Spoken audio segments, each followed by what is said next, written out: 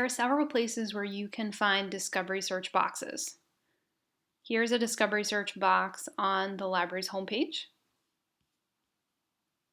You may also find a box in Canvas in an assignment or in a page set up by your instructor.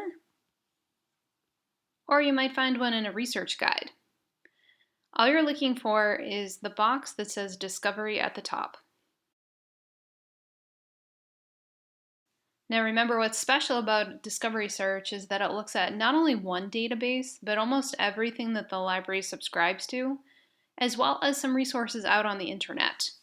So in this case, I'm going to put in zoos and ethics as my search term.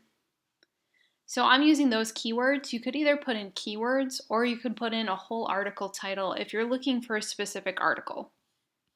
And then all we do is press search.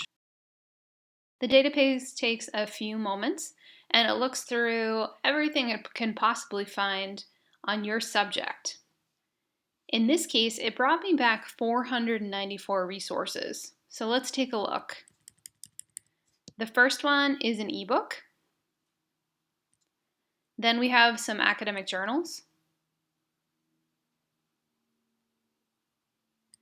And then after that, a magazine article. And some book reviews. So it went out and it tried to find everything it possibly could for you. And you can see that it looked at different databases. Some of these are coming out of a database called EBSCO, others are coming out of ProQuest, and this one is coming out of Open Access. So 494 sources sounds impressive, but that's a lot to go through if you're writing a paper.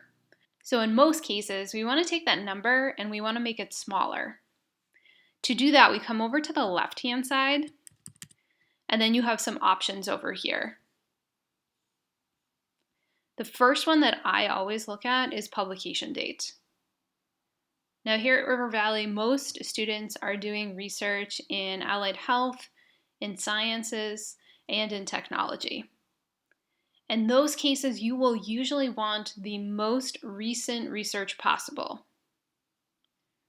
So even with the topic that I'm looking at, ethics in zoos, how we treat animals has changed a lot since 1946.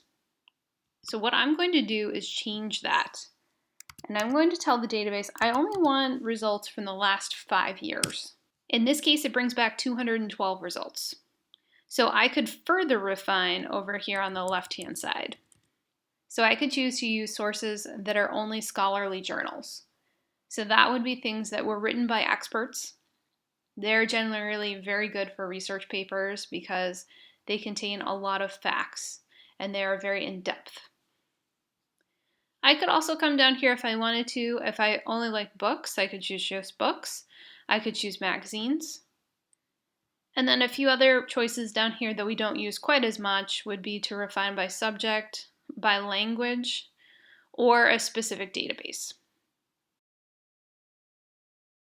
Now, once you find something that you like, you can click on the full text. So in this case, there's HTML full text. That will only be words. Or there's PDF. I recommend that you choose PDF because it contains images. Sometimes you'll want to see those pictures, especially if there's something like a graph or a map. And here's my article.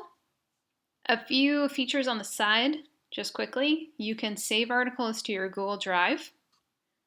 You can print them. You can email them. There is a citation tool that will provide citations in MLA and APA. Just keep in mind, as it says up here, that sometimes these citations contain errors. So you always want to double check the citation before you put it into your paper. And then the last thing I want to point out to you is down here. It's called a permalink. If you like to save links, you always want to save the permalink. That link will get you back to your article. If you save the link at the top of the page, that's a temporary link that probably won't work later on in the day or the next week. So if you like to save links, make sure that you are saving the permanent link right here.